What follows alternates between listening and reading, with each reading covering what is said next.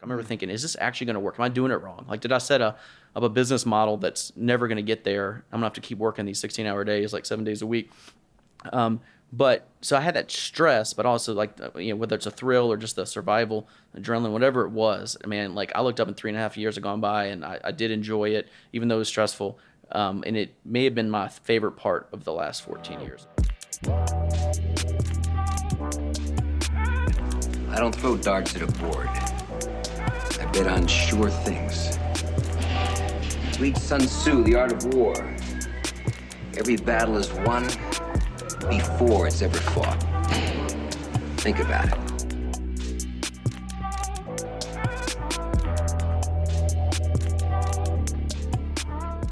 Welcome to another episode of the Profitable Property Management Podcast. Today I have with me Duke Dodson. Duke, how you doing? Good. I'm good, Jordan. How are you? Appreciate you coming on the show, brother. Thank you for having me. It's been a hot minute since we were able to collab. I've had you on the podcast once before. Yep. You and I have seen each other on the road. There hasn't been much of a road the last couple of years. Not lately, yeah.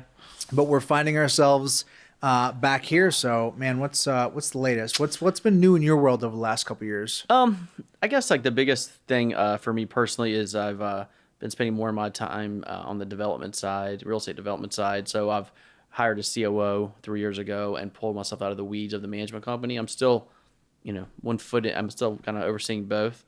But personally, I've delegated a lot of tasks within property management to my COO so I can spend more time on the development side. Property management-wise is good. It's growing. We had about a stretch for about a year or so with no acquisitions, but we have 3 acquisitions in the hopper now, all closing within like 60 days. So property management folks are very, very busy getting those closed and integrated. And then development side, we have a couple of projects going on, a couple of projects starting next year. So pretty excited about that. Do you just do acquisitions in your local market? So we, no. So we, the companies we're buying now are in Northern Virginia, Petersburg, which is just south of Richmond, it's technically the same market, and Williamsburg, which is an hour east of us. And then, like historical Williamsburg? Yeah, correct. Yeah, Colonial Williamsburg. Yep. And then we bought one HOA company last year in Sarasota, Florida. So our plan, because we're 5 divisions. We're single fam, multifam, tweener, which is like small apartment, true multifam, and commercial. All that's headquartered in Richmond, and our plan is to kind of grow all of it from Virginia to Florida and just kind of connect the dots in between.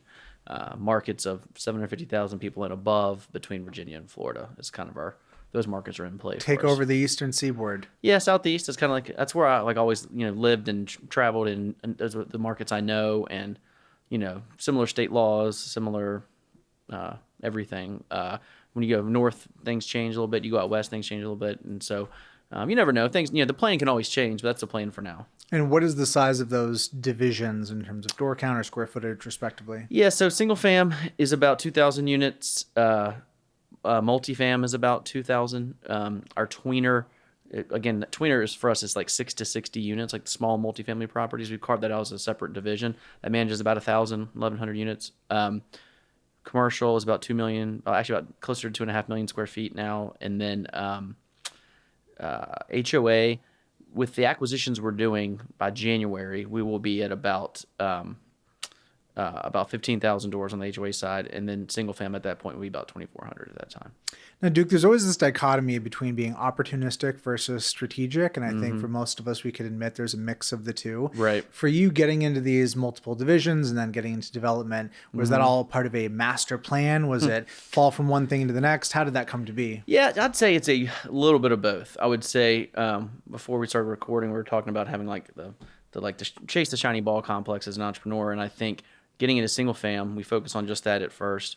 And once we started growing that, started meeting investors who had, say, 10 houses and 2 small apartment buildings. And I found those people interesting. What they were doing was interesting. So I wanted to learn to do small multifam so I could keep those clients in my universe and just watch what they do. And then some of those similar clients had small commercial buildings. So we learned to do that. And then as we grew, we wanted to be able to, we learned that scale is pretty important, especially in the multifamily side. We needed to get bigger, so we started doing the bigger multifamily properties and learned how to do it, which was a challenge. It's a different business. So it started because of finding those people interesting and the deals interesting, and then being multi-divisional in Richmond, we've seen like the cross-selling that takes place. The guy that owns this, but he also owns that, or the guy that owns this, but he refers that, and that now we manage HOAs, and within those HOAs, there's thousands of people that rent their unit within the HOA. So single family can manage the condo or the townhouse. And so there's benefits across, having multiple divisions. I would say like the downside to it is obviously lack of focus, right? If you just do one thing, you get really good at that one thing and you just do it over and over again, which is probably an easier way to live, but to me, it's less interesting. So it's a little bit of both, I would say. What itch does the development side scratch for you personally? Obviously, Yeah. I assume it makes money, but in Yeah. terms of just enjoyment, self-expression, what do you get out of that side of the business? Yeah, I love that part of the business. It moves so slow is the downside. You have this idea and you want to create the idea, and then it takes you 3 years to do it, right? As opposed to like you want to do it in a month. But yeah, the creation is the biggest part, and I really really love like the development of neighborhoods, communities, like identifying a submarket that maybe has some momentum but needs a lot of love to get from here to where it reaches full potential, and being able to like envision, okay, this could be a coffee shop, that could be an apartment building, this could be whatever, and sensing what the neighborhood needs, what opportunities are there, but what you can do to move it forward. It's really cool to see a neighborhood and come back 3 years later, 3 years later, 3 years later, and to see how it evolves over time. And it's usually evolving. The market drives a lot of it, but also it takes developers to have the vision, to have the wherewithal to pull off a deal, but also the time and blood and guts it takes to like get through development deals is pretty challenging. So it's really fulfilling when you have an idea and you see it happen, and then boom, you go to the grand opening. That's pretty cool. But then you're always kind of drawn to where's the next deal. So I think it fits my personality pretty well because there's always some challenge around the corner that, to keep me interested. And what flavor of development are you doing? Most of what we've done is historic rehab of urban buildings, like infill stuff in Richmond. We are now doing a large project outside of Richmond in Colonial Beach, Virginia, which is a small river town about an hour and 15 minutes northeast of Richmond on the Potomac River. We're doing a series of developments there. And it's a place my family will have a river house there, and it's got a cool little downtown golf cart community. So we are doing we're buying 12 parcels from the town, and we're doing townhouses, condos, office, retail, small hotel, hopefully at the end. And so that's been most of what we're doing. Like in Richmond now, we're finding like these small to mid-size value add deals, and we're finding ground up construction, like multifam deals. It's getting harder and harder in Richmond. Richmond's growing so fast. Out of town money is now all over Richmond. It wasn't 10 years ago. It was just local guys doing local deals, smaller deals. Now Richmond's a boom town. There's a lot of boom towns, and it's not just Richmond. There's a lot of boom towns bigger than Richmond, like a Nashville, for example. But Richmond per capita is just seeing a ton of investment from New York, from Israel, from California investors, from all over DC, and so land's getting more expensive. Multifam is going through the roof, and so it's getting harder and harder to find deals. So we're always every 6 months seems like we're pivoting because we were doing this kind of deal. That deal's not around anymore, so we have to pivot really quickly to do something similar. And so we're just finding those little pockets of opportunity. So how many deals, how many projects, concurrent projects might you have going on? Well, in a year, like 4 to 6, something like that. If it's a big one, maybe we just do like 2 or 3. If they're larger, if they're smaller, you might be doing like 6 at a time. So across all those divisions, what's the total head count roughly? Of employees? Correct. We are at 140 today. With the acquisitions in the hopper, we'll be about 175 by January.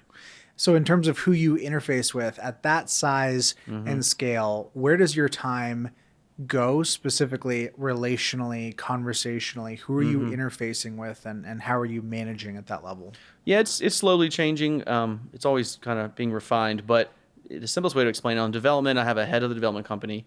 I spend a lot of time with him. I'll see him every day, from 1 to 3 hours a day, probably. Either our weekly kind of regular one-to-one meeting, but it might be also deal-related, kind of time-sensitive stuff. So we're always talking. And on the property management side, I'm a COO, and then the people that report to him, the department heads plus HR and accounting roll up to him. So I'll meet with him once a week. I'll meet with him and all his direct reports once or twice a week, and we're slowly handing off. I used to meet with all of those folks every week individually, like even 9 months ago I was doing that. And so we're trying to hand off more of those duties to him. If it's more tactical and if it's more strategic, then I'll be there for that. We're working through it. Let's talk about that COO role. COO, GM, Director of Ops. There's a lot of different flavors in that seat. What exactly were you looking for when you made that hire? Yeah, it's tough. So we thought long and hard about that hire, and we could have gone a different route. Like I'm in a peer group, like a CEO peer group in Richmond, and everybody there at the time advised me. And my main problem then was I needed to upgrade my accounting seat from like an accounting manager to a controller or like a director of finance, somewhere in that spot. They all told me just to hire that person, but I had the accounting issue, but I also had this time issue where I want to spend more time in development. And so I said, okay, I want to hire someone who like I can hand the keys off of the management company and say, here you go, you run it.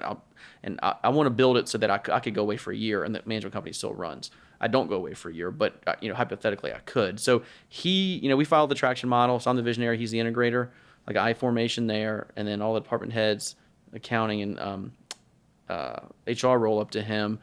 So I wanted, he works with the department heads to build the budget for their division. He works with HR, and then the controller rolls up to him. So we just hired this controller though, so he had multiple accountants reporting to him. Now it's just a controller that reports to him, and all the other accountants roll up to her.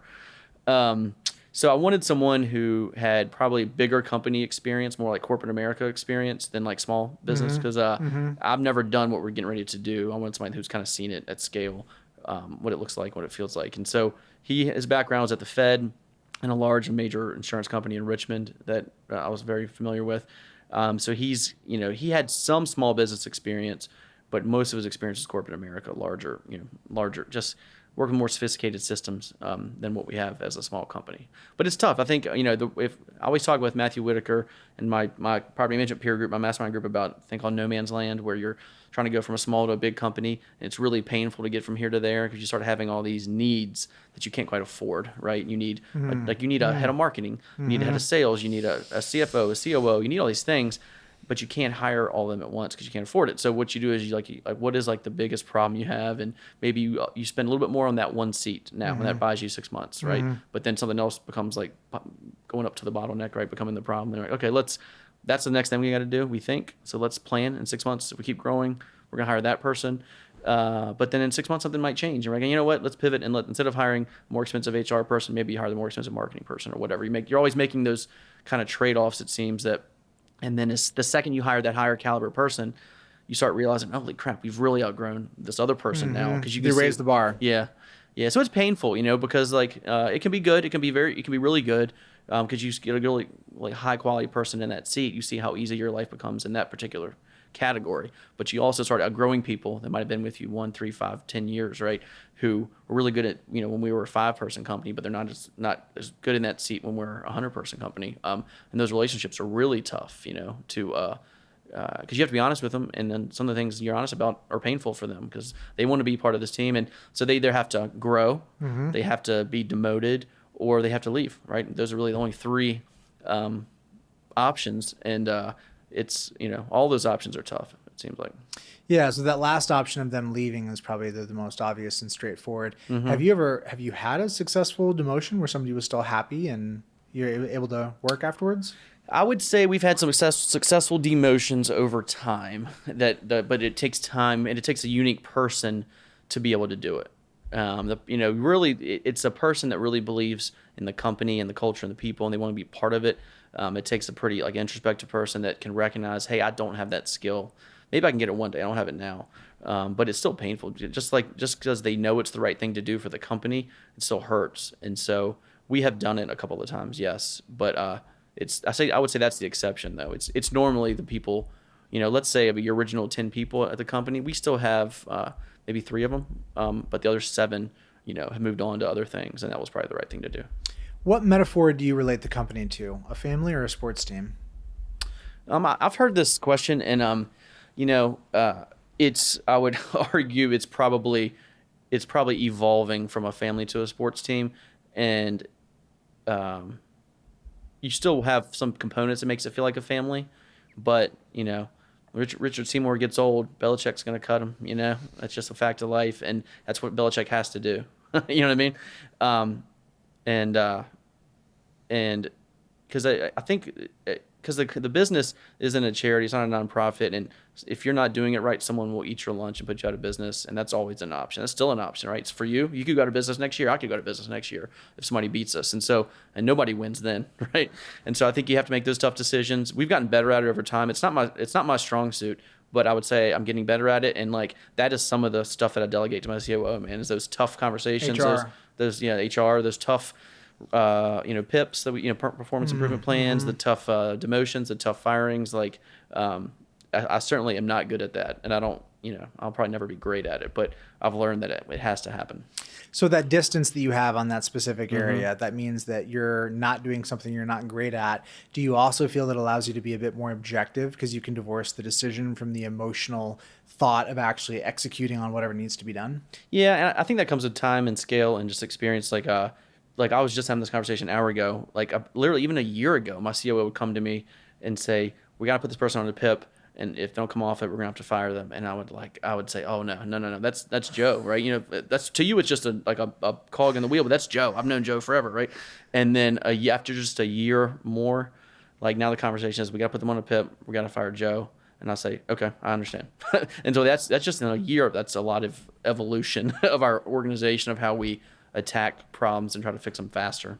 Do you believe in PIPs? There's a very widely differing views. Everything from it's the right thing to do, give them a chance, to you're dragging out the inevitable, take the time that was going to be on the PIP and just give them severance for that period of time and make it a soft landing. So I will say this. It's not like I haven't read 1,000 HR books and like human behavior books to have a really good opinion on it. My gut tells me it works about 2 out of 10 times, but I have seen it work. And some people, maybe they're going through a tough stretch in their life.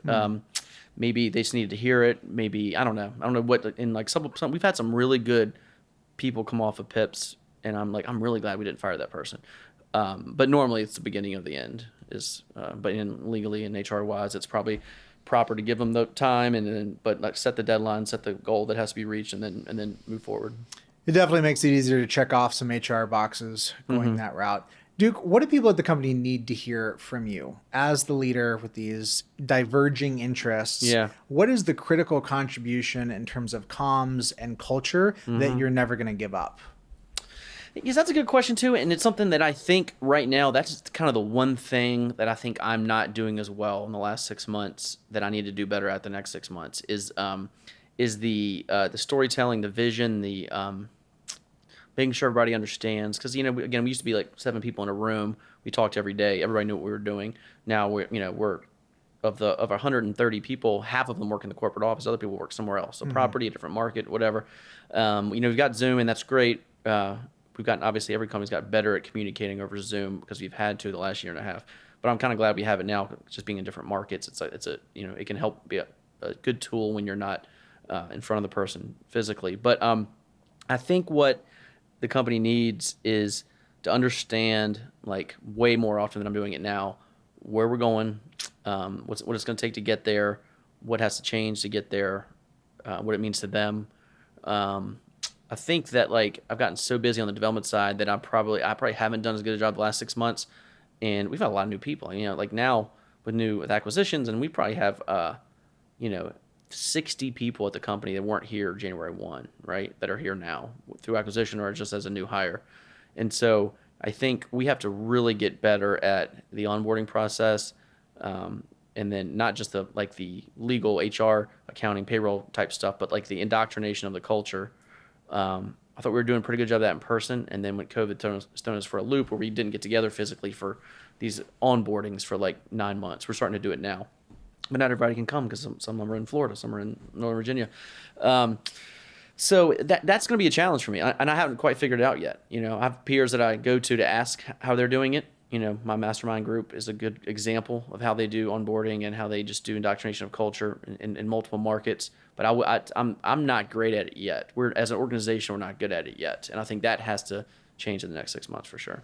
I appreciate the candid answer. Yeah. Duke, have you ever reflected on the company name that you chose? Have you been all in on that name from day one? Have you ever rethought it? The name? Having had any misgivings about having that connection to you specifically? Yeah. So it's funny. The reason I did it because so my grandfather had a company called Dodson Security, and I thought it was the coolest thing. You see the car go. I mean, it was a small business. He had like 7 employees, right? But I had tremendous pride. Yeah, I almost get choked up like saying it, like seeing that, right? And then my dad was a State Farm agent. He had the name Dennis K. Dodson on the sign, State Farm Agency on the sign, and so I thought that was cool. And I really didn't even consider having a name like Twitter or Flickr or Evernest or like my buddy.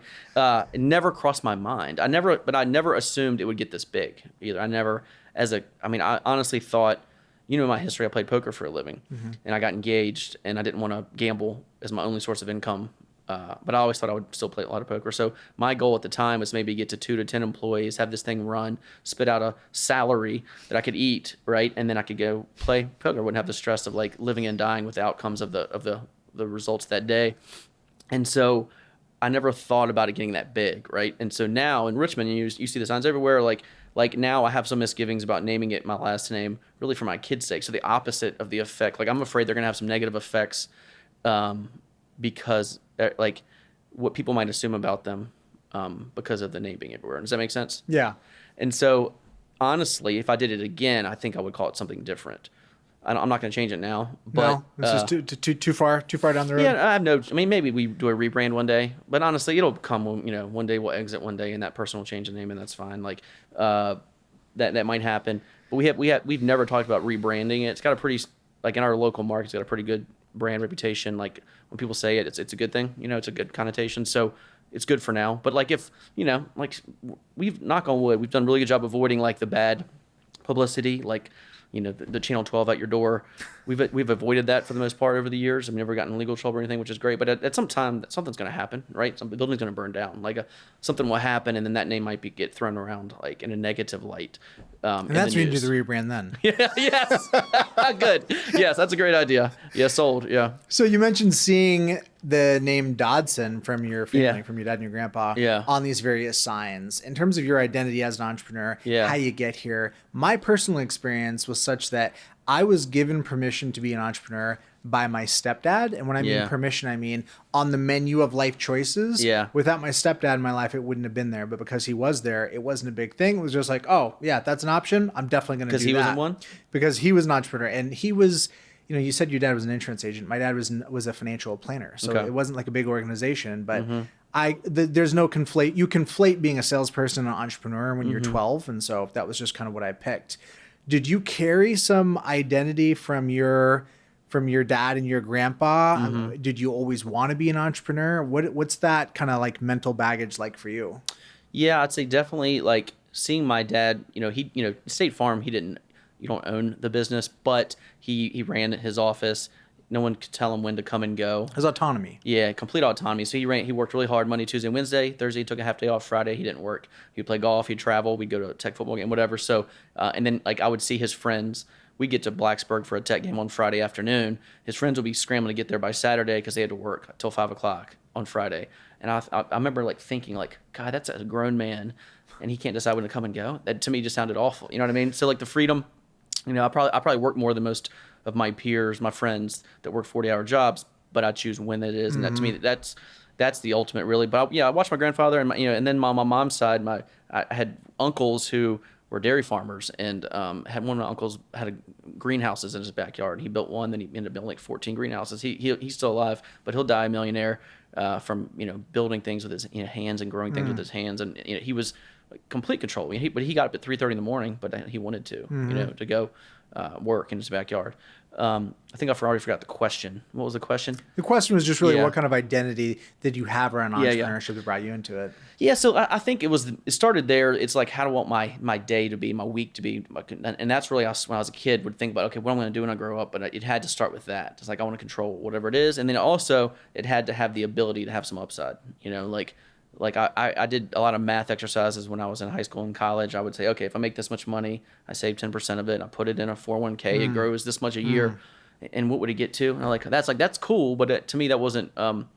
I wasn't excited about working for 40 years to maybe do that. Right? I wanted to have the ability to upside. And I think I would find a way to be happy in life if I wasn't really successful or rich or whatever.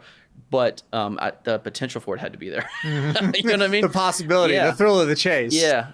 It's crazy. I mean, how do you think about the satiation that success brings, right? Yeah. Early on, I think about what I was engaged in, and there was an element of survival that was really pure and really motivating, because I could say, babe, it's 10 p.m. and I'm going to go do more work because I have to. Right. That was super clear. Yeah. I don't have the luxury of saying that anymore. Right. My wife knows that would be a big fat lie for me to say I have to do this right now. And so then there's a different mindset of, well, if I don't have to, I guess I just want to. And what does that mean? What does it mean to want to keep going and to have more? Right. Is it good? Is it bad? Is it just about the money? Is it about helping people? Right. How do you think in your own life about this kind of growing ambition that in some ways is satisfying, but in some ways it's never quite satisfying? It just keeps going and going.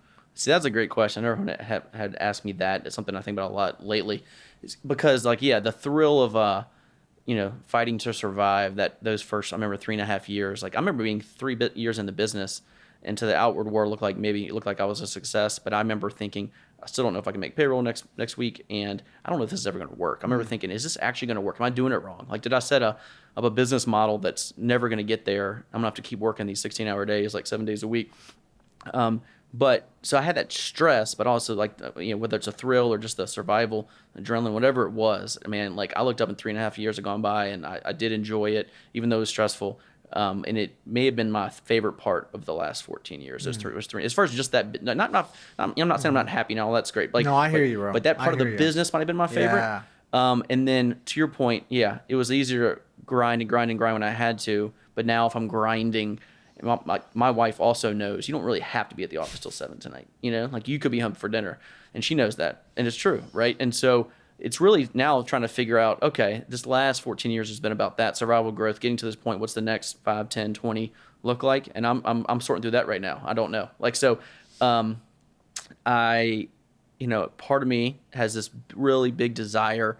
I think it's mostly ego, if I'm being honest, that I want to grow this really big thing, right? I want to be Mark Zuckerberg, Jeffrey Bezos. I want to be like that guy in property management. And part of me doesn't. Part of me, it's like, you know what? Like, why can't I live a more simple life where I work 3.5 days a week like my dad, I play a little golf, play a little tennis, I'm exercise, I'm healthy. Be with the kids.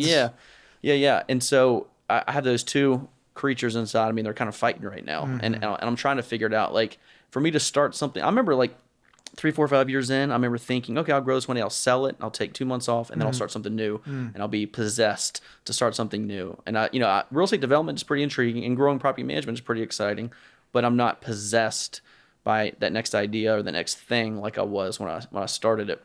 And maybe it'll happen again. Maybe I'll have this other kind of rebirth of that demon, or maybe I won't. I don't know. And so I'm trying to keep my options open in case one of those creatures wins. I'm not sure which of those creatures is going to win. So I think right now we're keeping the options open for both of them to have a chance.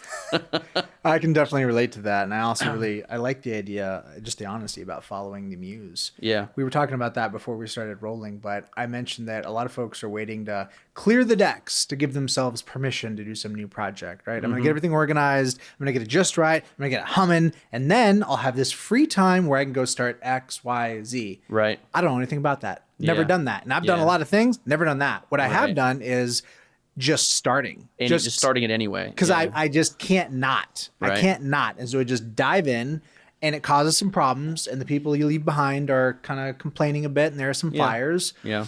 But what I find is that by following the muse, it allows me to increase the probability that I'm going to show up at my best on something I'm really passionate about, and I'm willing to bet on myself. The entrepreneurial act, in large part, is betting on yourself. Right. Most entrepreneurial activity is day-to-day stuff that a competent operator can do. The creative act at the beginning, the inception, and the willingness to act on an idea with no reasonable or rational basis that it's actually going to work out.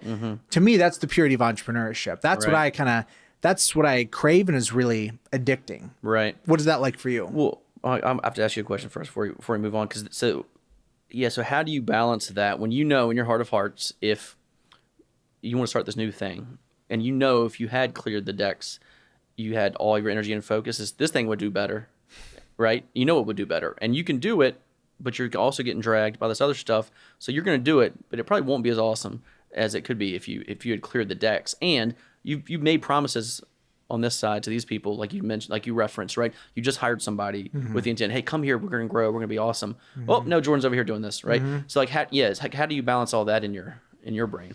Yeah, I mean, you definitely want to be cognizant of the promises that you're making, explicit and implicit. I remember early on having conversations with a business partner, and one of the early mistakes that I made was not being willing to have a direct enough conversation about what I really wanted to do. Are you solo, or did you have any partners? Yeah, I've got minority partners, but like they weren't there at You the started beginning. by yourself, Yeah. okay. Yeah. So I don't know how relatable this is, but early on, I realized I wanted to do other stuff. And instead of having and I could tell it was almost perceived as a little bit of a betrayal. Like, hey man, I thought we were like going to focus on this one. I'm like, Right.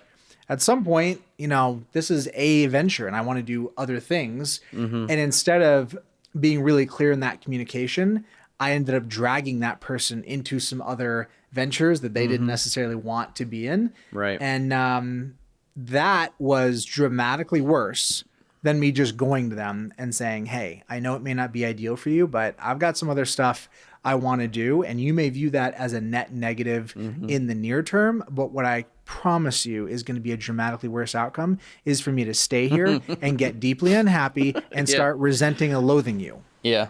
Okay. And that makes sense. That makes sense. And now back to your question. Sorry. What was your question? Do you remember? I don't. Okay. But I've got another one for you. Good. Moving forward, when you think about the opportunity that you're creating for your staff, for your team, for your community, what would you do for free? This is what I think about. I'm into making money. It's pretty darn enjoyable. At the same time, there's some aspects of my work that are so enjoyable. I think, I might do that for free. What are the aspects of what you're doing day to day right now that you just feel like a deep sense of fulfillment, satisfaction, and connection to? Yeah, that would probably be like on the real estate development side, like the creation, like the development side, like I would do that for free, and I have at times. And sometimes like the first 7 or 8 deals I did, like I didn't charge a development fee or an acquisition fee, and I didn't even know you could. Right? I was like, this is so fun, I would do it for free. And then I heard about there's a thing called a development fee or an acquisition fee. I'm like, what's that? I was like, well, you can get paid at the front end to do this and do it. Like, so, like there's, the guy that runs my development team now, like we battle sometimes because he's running that business. That's his, and he wants to fatten our fees. And I'm like, well, if we have to do something to make this deal work, I'm cutting my fee. I'm not hurting an investor, and I'm not like the GC has to make his money, some of it you can't cut.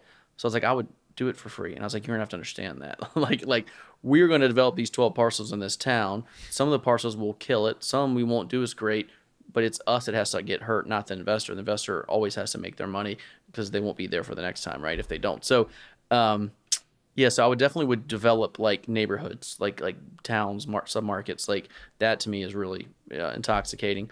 And then within property management, like seeing people like progress and grow, and like, when we grow and somebody who's been there in 3 different roles gets a promotion, and you see like the pride in their face, like how happy they are and how loyal they are to the company now because we've been with them on this journey, we've helped them grow. Like that piece, like the human part of property management, I still I'm a pretty big fan of. Amen, man. Yeah. I couldn't agree more. That's one of the most satisfying moments, to see something in someone else that maybe even they don't fully see or appreciate, and to call that forth. Yeah.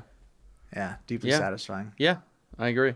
That's what it's all about. Like that's when like I'm fearful as you get bigger and bigger, and you're like, you can only have so many relationships, so many people you can be close with, and then a lot of people we hire now, like I'll meet them once, maybe twice, but I won't have a relationship with them, and that kind of bums me out. Like to me, it's almost like kind of like, what's the point? Like, and so you still have your core group you work with every day, and that's cool, but I do miss the days when like it was 7 of us in a room and you knew everybody, you knew their kids' names, you knew their career goals and what's important to them and all that, versus hiring someone and then there's people that hire, they quit or fire them, and I've never built a relationship with them, and that's just kind of weird for me still.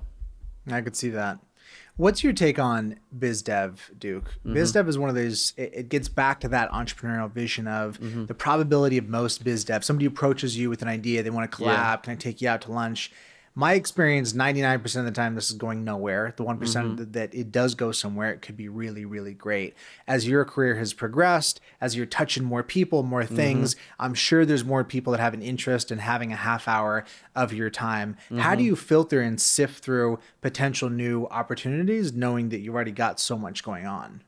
Yeah, on the biz dev side, we have never done a lot of like the take people to golf and take people to things like in kind of biz dev, it's been more of a hyper focus on just understanding what they want, building this thing that's going to give them a good experience over and over again, and it will sell itself. And and so we've got. I don't really hang out with clients unless I like them anyway, and you know what I mean. I've got some clients I hang out with, not that many, honestly. Like some I play golf with or whatever, but they were friends before, and they're gonna be friends after if they, and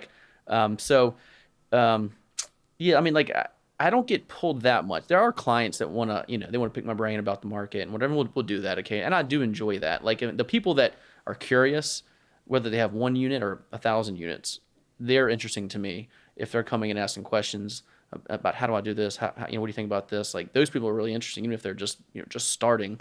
They're pretty interesting to me. So I don't mind spending the time with those folks to go to lunch or coffee, whatever. Where do you fall on the spectrum of interest in having acquisition conversations? This is related to biz dev, right? There's plenty of acquirers. I'm sure you get emails, solicitations, phone calls, etc. Do you bother to take those calls? What's the basic kind of profile of what you would need to hear in a conversation to be even interested in talking to Johnny come lately large acquirer that wants to talk about buying your shop? So I talk to all of them, and I tell them I'm probably not going to sell ever. But you're still willing to have the conversation. Yeah, I do. Because again, it's interesting to me what they're doing and how they're going to approach it and why they think it's going to work, right? Like we talk to all of them, Pure in Mind and Home River and Matthew. I talk to Matthew all the time. Renter's Warehouse back in the day. Yeah. Because they all approach it differently, and I want to hear, what they're trying to accomplish, how they think you're going to do it, why they think this way is going to work, whatever. So that's interesting to me. And then you never know. I may sell one day, right? Like I don't have any desire to do it now, but we could. Like we may sell one piece of the business one day, may sell the whole thing one day, and it's really good to know who the people, the right players are that we want to talk to even when that time comes. And I think you have to kind of keep your finger on the pulse because like those people aren't a threat to us now, but they will be one day. And it's good to understand when how fast that day is approaching. They will be because of your size and scale growing, or because you think they're going to become so dominant they're going to push down and crowd out the lower end of the market? The second one, I think. Again, I don't see it now, but if they can continue to automate more things than us, they can do it for cheaper than us, and they keep getting big enough where, like you see, like in most businesses, like property management might be end up being the greatest example. You have like the really small guy thrives because of that close personal contact and whatever, and then the really big guy thrives, and everybody else in the middle kind of gets squeezed, Compressed. So, and that could likely happen to us one day. I mean, I think it's probably 15 years out, maybe something like that. But so we have we have to just keep our finger on the pulse. And again, like there's times where I need cash for a development deal, and I think, man, what if I just sold one of these divisions? What would my life be like then? And we've always said no, but it's good to know. Like all the guys we talk to are all the single family shops, the ones that are here at this conference. But we get emails from multifamily people, HOA. I'm getting like 3 emails a week now from HOA, like private equity backed roll ups. But I've never talked to them, so I'm going to talk to one of them next week just to hear them out and just understand how they're doing it. No, what about the flip side of that conversation when you're making acquisitions? Is this a long sales cycle, a long nurture, highly relational? Is this a mailer campaign? Do they come to you? You come to them? How are your acquisitions coming to be? We have some of these mailer, like email systems built and physical mail systems built. To my knowledge, I don't think they've actually ever resulted in an acquisition, but they might one day. So we do it. It's cheap and easy. It's almost free, so we do it. Most of them have been relationship based. I guess all of them have. In fact, the company we just bought, it's not public yet. It's in Northern Virginia. That deal came from this guy. I'm sure you get the emails too. These emails like, I'm an MBA from North Carolina. I want to buy a company, but between these metrics, can I talk to you? Yeah, you get those emails. totally, I don't understand. Those never seem to work. But I got an email from this guy. Something about his email was different and interesting. I was like, hey, let me just talk to this guy. I want to hear him out. And so I talked to him, and he wanted to buy our company. I was like, I'm not selling, but I just, you're a nice guy. Stay in touch. You never know one day. And then he ended up finding a company in Northern Virginia, bought it. Within a month, he realized, I've made a huge mistake. Yeah, what am I doing? Didn't know. He just I just don't like this. So he called me, and if I hadn't taken that call, he wouldn't have ever called me. But he called me. He's like, I want to sell this pretty quick. Can you help? Wow. And I was like, yeah. And I was like, I can do that. So that's how that came to be. That's wild. Yeah, but most of them are relationships like NARPM people or Virginia people that we know through local networking. You know, I do get those emails, and what I make up about that is that they're following the buy rather than build philosophy, which is really intriguing to me. Yeah. You know, if you could go back and do it again, do you start at 0? Do you start at buying 300 doors? Right. Obviously, there's a little bit of luxury that's kind of implicit in that premise to be able to have the money and the financing, et cetera. Yeah. If you were doing it over again, or if you were advising somebody early, do you think that buy rather than build philosophy is attractive, or do you think you would slog it out again? That's a really good question. I would probably, if you had all these options out there, I would probably start from scratch, but have another source of income that existed, so I didn't have to pay myself for the first year or two, because I think that's the best way. Starting from scratch, you learn so much about your customer, about every process, like what works, like you just learn so much. When you're dealing with the resident, you're dealing with the owner, you're dealing with the vendor. I couldn't, like with that guy, the guy in Northern Virginia who bought that company, like he didn't have any of those experiences. Like, so like how can he really help? You know what I mean? And like my COO doesn't have any of those experiences, but he has big company experience, and then he has me and other people telling him, well, we do it this way because of this, we do it this way because of that, and some of those things he's like, okay, he has to like kind of trust us that it still needs to be that way because of the customer experience, whatever. So I learned so much by just doing it, you know, showing the property, dealing with the maintenance work order when it came in on a Sunday afternoon. Like, you just learn so much by doing it. It's visceral firsthand. Yeah. I read a Harvard study that communicated that people that think that their boss can do their job better than they can are more satisfied in their roles, which is an interesting thought. You know, Yeah. if your subordinates feel like that you actually know what's up, and you've worked these jobs and you've done these things, I think there is a certain kind of connection, respect, and rapport that's built in there. Yeah, definitely. Let's talk about your talent pipeline. Where are you pulling talent from? What is the process? How much labor are you investing in the HR and recruiting function at the size and scale? I'm guessing there's more maturity, but tell me about that aspect of the business. Yeah, so for our current staff size, now we have 1.5 HR people, and really there's another person that kind of, maybe you could call it 2.5. She does some other things, but she's technically under the HR umbrella. So the process works pretty well. Like I think, you know, we have like the mechanics of the process is really fine tuned as far as how you create a job rec, how you post it, how you phone screen, how you do the next round of interviews, like the questions you ask, behavioral questions around culture and all that. You know, all that stuff's in there, and that's really good.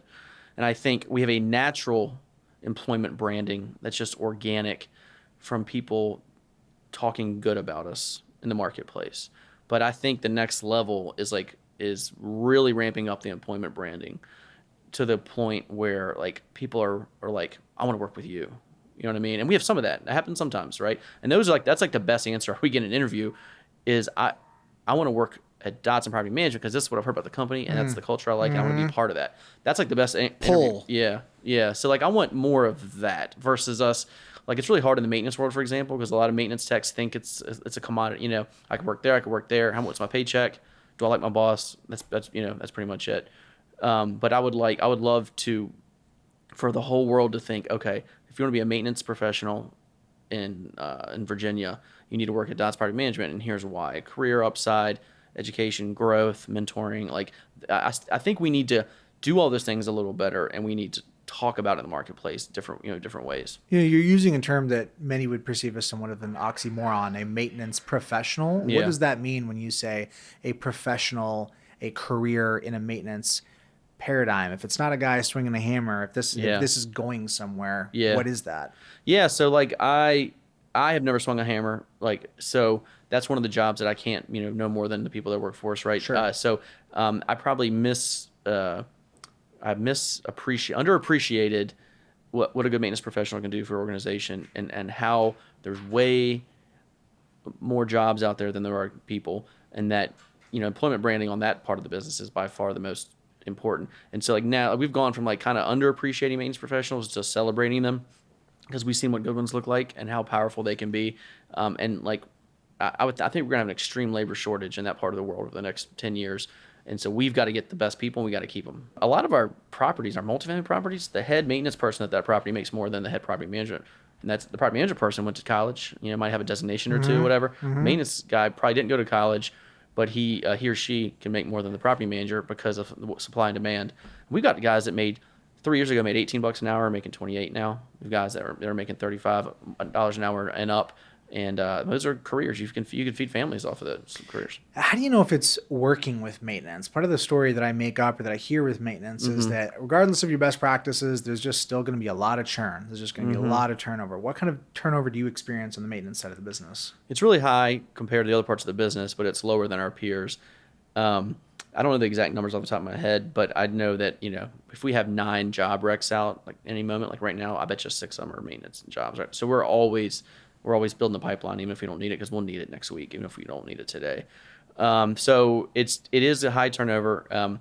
There's a lot of poaching takes place. Like if Joe, the maintenance supervisor, leaves and goes to another company, he's going to call all 6, 7 of his guys, and half of them will probably go. Because that's like the most relationship with that supervisor is probably a little more important than the relationship with the company. I would like to slowly change that over time, but that's the truth, if we're being honest. Have you experienced that yourself where somebody left? Oh yeah. It happens both ways too. When we hire new people, like who do you Bring know? your crew with you. We'll pay you. We pay $500 for employees for a regular employee referral. We pay $1,000 for maintenance because it's that valuable. Wow, that's amazing. They have to stay like 90 and 180 days to get it. But any other impact related to labor shortages, COVID, supply chain, et cetera? So much conversation about that, right? When it was first happening, the amount of conversation that was happening about that was insane. In my observation, relative to the immediate impact, what long-term impact are you feeling from the craziness we've been through over the last 24 months? Yeah, the labor shortage is real, and I think it's a real problem, and I don't know how you fix it. Hopefully politicians do. Maybe they don't. I don't know. But the maintenance side is probably the highest. Like accounting is really tough, I've seen. And then in we when the Great Resignation started happening across the country, we felt some of it. Again, I don't think we had it as bad as some people, but it was a real thing. I think that we have a major labor shortage in a lot of categories, and it's got to be addressed somehow. And I don't know how you fix it. Some of it's probably immigration related, some of it's education related, but I think it's a major problem that's going to get worse. Oh, it's above our pay grade officially, it is, I suppose. Yeah. Well, the concern that was had early on was that there's going to be mass delinquencies, people are going to be stop paying their rents, et cetera. We've obviously seen a wave of legislation that is broadly considered as definitely not landlord friendly, likely not property management friendly. How do you feel about all of that pending and legislation that's some of which is on the outswing, some is still pending? Do you feel like that is a legitimate threat to the business long term? Do you have any sensibility that some of that legislation just makes it easier for the cream to rise to the top because with more hurdles becomes more of a need for third-party residential property management? What's your take on all that? I would say, I think the rent relief programs worked really well in Virginia, and that hasn't been a problem. I think when they start weaning off if some evictions will occur, and that'd be a problem to our clients and a problem to us. I think your last part of the question there about the more complicated it gets, does it probably help people like us? Probably. Yeah, I think that like in our market, just last week, 29 companies got sued by the state of Virginia for basically someone comes to you and says, do you accept Section 8 vouchers? You used to be able to say no. Now in Virginia, you can't say no. You have to screen them, and then they may not qualify. Like we have some clients that used to say, I don't want to deal with Section 8 because it's a difficult process. Now legally, you can't say no to that. But 29 companies got sued. We didn't, thank God. Knock on wood, we do it correctly. We stay on top of the law. But I know that every person in Richmond read that article or saw it, and then they probably thought, "Ooh, man, I probably need a property manager," because I don't know that law. You know what I mean? So it goes back to your point. Yeah, I think the more complicated it gets, the more people need us. Probably. I think that I think we'll be at 10 years from now. We'll have a pretty big threat from the big companies. We'll also have a pretty big threat from the do-it-yourselfers and the limited services type property management websites, and I think that will become more of a thing.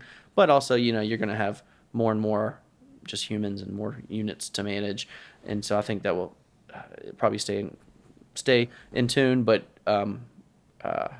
yeah, I think we'll have to see.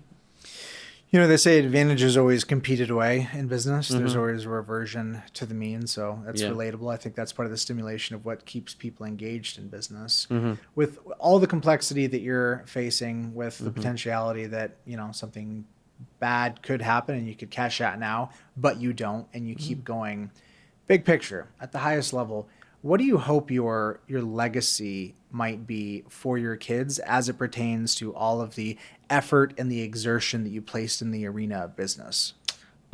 Yeah, I hope that, I don't think either one of my kids will follow into like work for the business, or I don't think either, for different reasons, they won't work in the business. Hopefully what they will see is that, mainly if you want to be a happy adult, figure out what you like to do, work really hard to push yourself in a career that you can constantly be doing what you like to do. And so it doesn't feel like work. And then if you do that, you'll probably have some success because you'll be doing what you're passionate about, and like you're not a victim to your career. You don't just work a 9 to 5. If you choose to work a 9 to 5 because that's what you want to do, great, but you made that choice and you're probably happier. But like, to not have the victim mindset that a lot of people have of, oh my gosh, I got to go to work. I can't imagine. I wouldn't want them to work 40 years just waiting for retirement so they don't have to do anything. Like that to me is a pretty miserable way to live. And so I just hope it's that. I hope it's I hope they don't work in the company. And I hope they do something different that they like and that they enjoy, and that they don't, that they don't have many regrets as an adult because they didn't follow what they wanted to do and do the work necessary to have a career that they enjoy. I love that answer, man. I do not moralize about entrepreneurship. Yeah. It's so right for me, and I do not assume that it's right for other people, or it's the universal answer. And so it's not something I'm going to superimpose on my kids. Right. I actually do feel somewhat dogmatic that I do want them to work in or around the business to get exposed to it. I have no insistence or dogma around them taking over, continuity, but I do think it is a really healthy medium to have some level of exposure. And I think I am uniquely positioned to give them a level of access and insight and experiences, not all of which will be pleasant, right? I mean, I think about having a 14-year-old cold call. That sounds really valuable to me. I would have benefited from that. Yeah. But I love the answer overall, man. Yeah. Well, love watching your journey. I'm glad we were able to reconnect. And I know, if nothing else, that the future is going to be bright and exciting. And in large part, it's because of guys like you that are doing cool stuff and maintaining their edge, brother. So appreciate everything that you bring to this industry. Well, thanks for having me. You're a very good interviewer. You asked very thought-provoking questions, so that was pretty cool hour there. So I do my best. Yeah. Until next time, be well. Yeah, thanks, man. Jordan here, asking you, what do you got? What is a question you want to ask me? Can you stump me? Can you throw me something hard, perplexing, vexing, something you feel tied up in knots with? Throw it at me.